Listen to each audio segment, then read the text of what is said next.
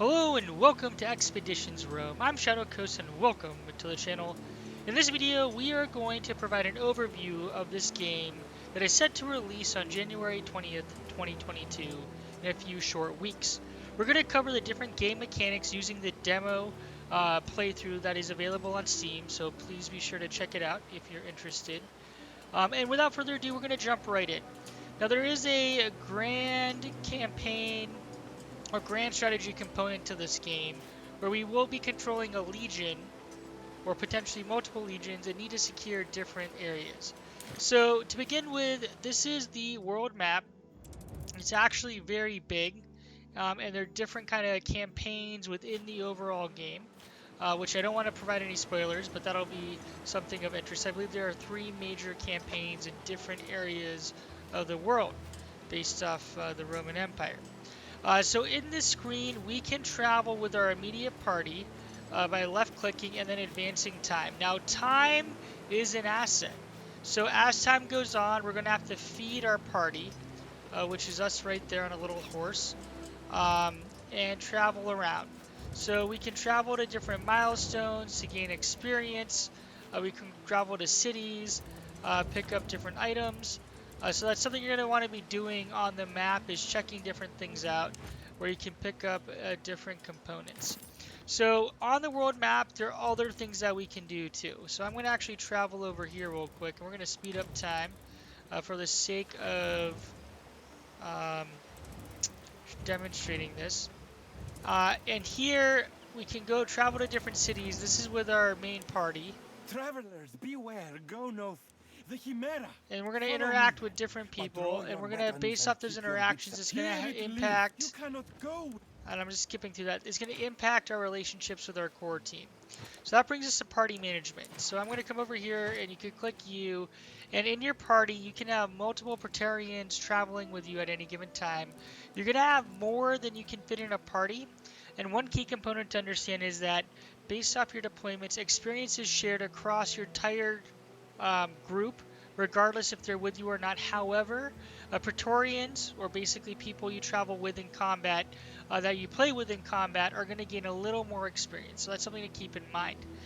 So at any given time, we can deploy with 5, including ourselves. So basically 4 companions in combat. Now, each character will have different, or be part of a different class. There are 4 classes. We have Princeps, which is the tank class, Veles, which is the melee damage class, Sagittarius, which is the range archer class, and finally Triarius, which is basically the support class. So I posted a video on that. Check it out if you want to see in depth each class and talk about some of their different components. Now, one of the cool things in this game that I really like in games is that you are not locked into a specific class. So if I wanted to do a mix of flag bearer as well as medic on Sceneros, I'm happy to do so, or destroyer and medic as such. So you're not necessarily locked into your class. The one comment I would make is that, not surprisingly, later moves within a class are really, really good. So effectively, you're going to probably want to specialize to get some of these later moves, either passive or active skills, because they're very, very powerful, and you're going to want to deploy them. So that kind of sums up skills. When it comes to inventory, we will have different types of armor. There are several different types of armor, going from basic to light to, I believe, is it strong and then heavy? So heavy armor is the heaviest, and then we have, I believe, medium armor, excuse me, that you can also put on. Some classes can only wear, are locked into their armor type. So for example, Coletis can only wear light armor. Now this is basic armor, so she is locked out of that. So you are kind of locked by your armor type, which is going to be important to think about when you're equipping it. The other thing I will mention is that clicking on this, each character can carry 2 weapons. Now, or 2 weapon sets. Just because they can carry 2 weapon sets does not mean you want to equip 2 weapon sets with everyone. So in fact, on your Triarius, by having no weapons here, they're going to gain specific moves that they have that they can use with just their hands. So that's kind of important to keep in mind. Um, as you equip your characters, you can see here he has some Soothe Pain, which restores 25% health to the target. If we equip this, we lose the ability to Soothe Pain and therefore heal. So you're going to want to keep and pay attention to the different moves you have. The other comment I would make is weapons will change the types of moves you have available to you. One of the reasons this game stood out to me on the onset is that there is no basic attack. So effectively, your armor, your class, your weapons are going to determine what types of attacks you can make. And in your turn, you can only do one type of attack. So for example, I can only use slash once in any given turn, which is really important to consider in very or as a level of kind of tactical, excuse me, a tactical element that I really liked the game. It also is a lot of fun swapping out different armor to see what can do what's better, etc. So just because something might do more damage, they might limit the types of moves that you have. So if I swap this one in, this is a better sword, 4 out of 6 damage versus 2 out of 5, right? We're guaranteed more damage. And now we have Gouge instead of Slash. This happens to be better in my opinion because you do more damage as well as inflict bleeding potentially. So I'm going to take it. But that might not always be the case. So that's inventory. Now, when we think about this, there are different kind of setups. You have armor, you have weapons. Talismans go into the slot. They're basically give you health and other resistance depending on the talisman. And then you have tacticals. Now, right now I have no tacticals, but tacticals include Pilum and bandages. So Pilum actually can be used, or Pila can be used to overcome enemy shields and armor. So that is a critical tactical element that you're going to want to equip. I have one here, Pilum right here.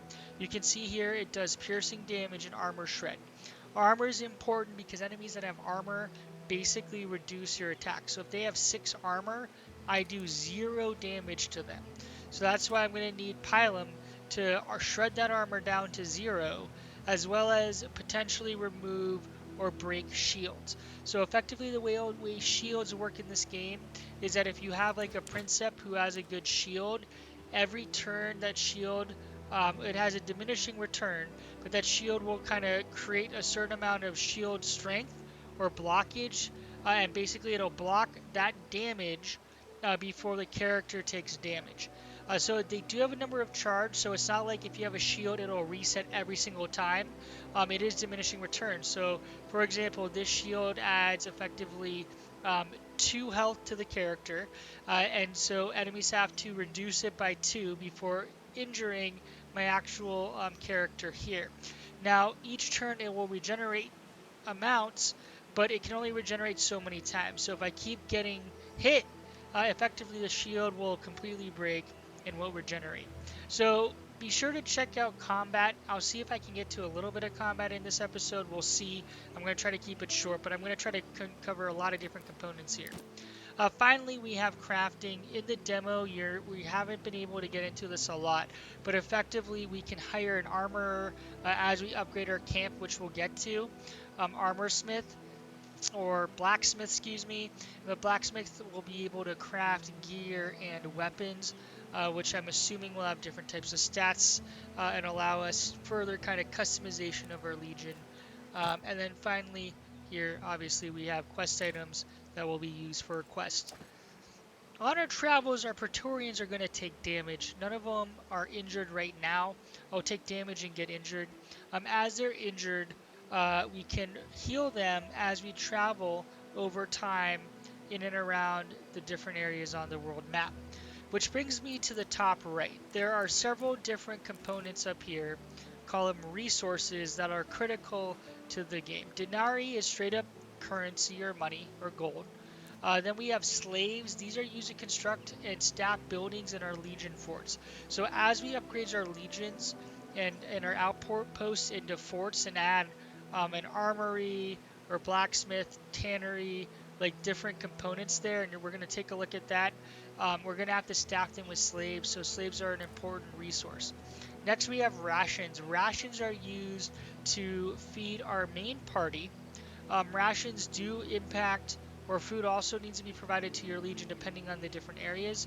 However, the one that you have to worry about is your primary party, who are going to eat rations as time ticks down. So you can see here every 8 hours you need rations, so this is an important resource to buy. And finally, we have medicine, which is used on this page, triage, to heal our injured and wounded over time.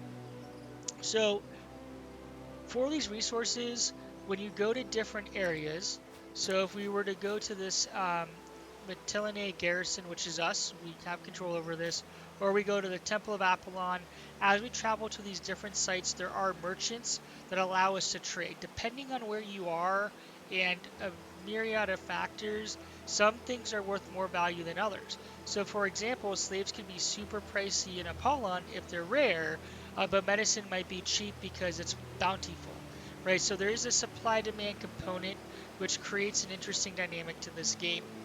All right, moving on.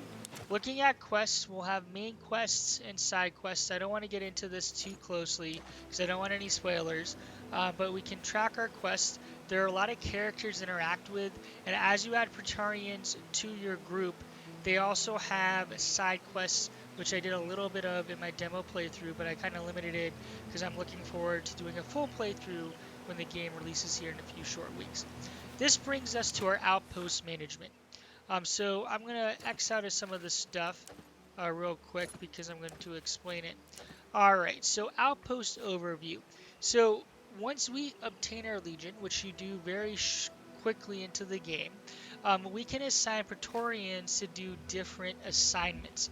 So these assignments will yield different things. So for example, if I put a Praetorian in the barracks, which I can't do right now because all of these are locked into the, call it tutorial quest or demo component right now, we can leave a Praetorian here to refresh available recruits. Available recruits will be between level 1 and 6, upgrade to increase the level of recruits to 7 to 12. So recruits will be new Praetorians that we can add to our team. We can place a Praetorian into a dispensary to basically treat injuries. And then as we upgrade our outposts, we can assign them for different benefits, which you can pause and read here if you so inclined. So this is an interesting kind of balance where we might have our core team that's being deployed, but we are going to want more Praetorians. So effectively, we're putting them on assignments to enhance our ability to maintain our legions, make sure we have fresh recruits coming in, etc.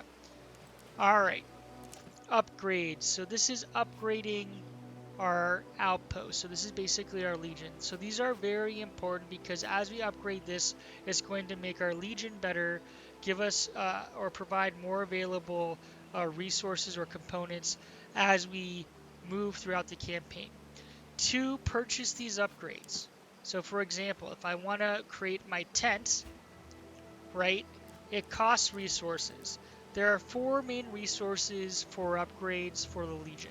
We have lumber, we have farm or food, we have a tannery, and we have an iron mine. We will need to secure all of these to produce resources on the Grand Campaign map. So if I come over here, Legion mission, this is a repeatable mission. That's not what I wanted to do. We're going to move over here because we're trying to, tannery, here we go. I can send my Legion over here to secure a tannery. And once I secure the tannery, it's going to produce certain resources that I can then use to upgrade my outpost here. So that'll be important to think about deploying the Legion. We have to manage time, location, and resources. And as a Legion fights, they will take losses. So it will be, decisions will be had to be made, which is part of the Grand Campaign hunting grounds. Will provide different resources that you can see here. And there are also minimum manpower requirements with different benefits to kind of weigh.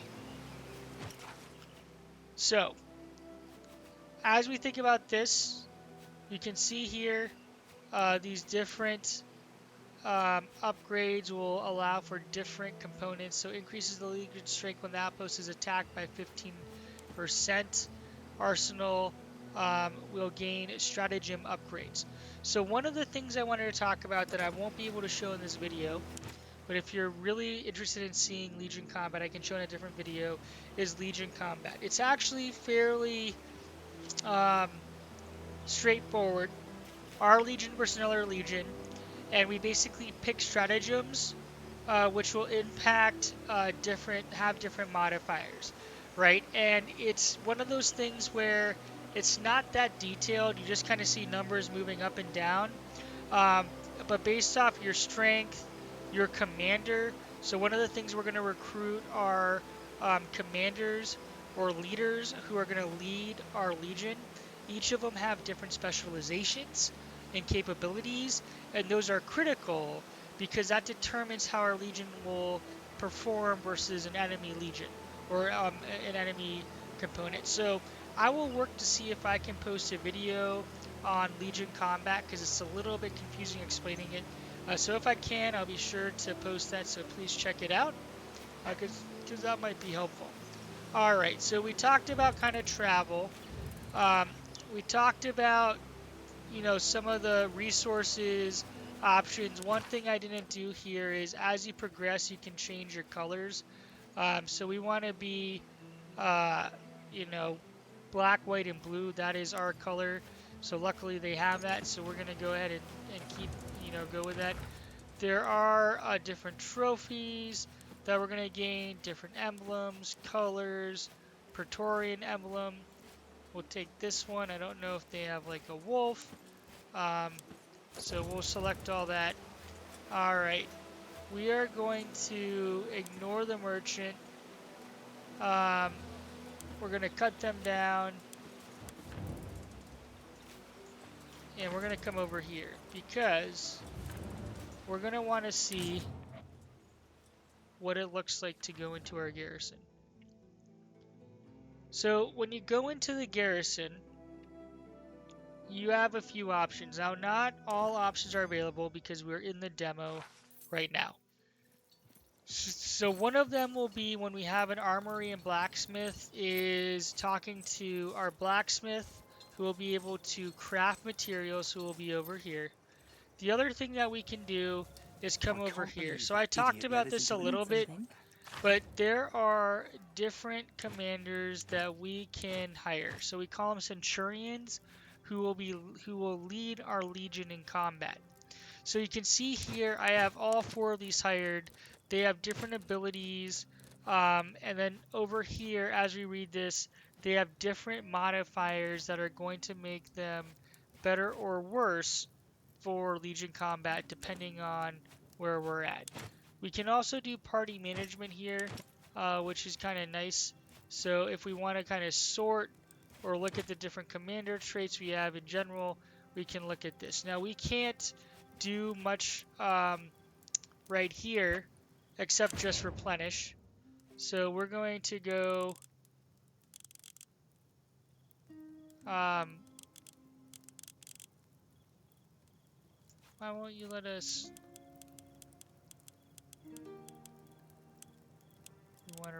okay, we're going to replenish up to that, and then we have injured soldiers, so they're going to recover because we ran out of money. So we can spend money to replenish our legion, which will be important because we want to keep them at fighting strength. Well, we won't have to deal with this crap anymore, that you're going to want to think about. And then, like I said, as you talk to characters, they will have side quests, and they're going to have opinions of us. So if we actually go over to, that is not what I wanted to do, party management, we can see devoted, pleased, indifferent. We can see their personality traits. So decisions that we make will determine if they're going to like us or hate us based off their personality traits. So you can't keep everyone happy. But, you're going to want to prioritize the ones that you're going to want to stay loyal. I believe characters can leave. And then on top of that, we can also have our Centurion's defect. So that's a component that you're going to have to run the risk. At your service. All right, so with that, we are going to conclude this video. I will post something on Legion Combat. If you want to see the tactical turn-based combat for our party, I already posted a video, so please check that out. I also posted a video on customization. So hopefully this gave you a little bit of flavor. I know it was a lot of talking and not a lot of doing. I tend to like to favor doing, but given this is a demo and given that I'm very excited about this game, I didn't want to spoil anything. And for now, there's a lot of storyline in here, which is great component of this game so far, at least in the demo that I've enjoyed. So hopefully you found this video helpful. If you did, please consider dropping a thumbs up. And if you are interested in supporting the channel, the best way to do that is subscribe. Thanks so much for watching and hope to see you in future videos. Shadow Coast out.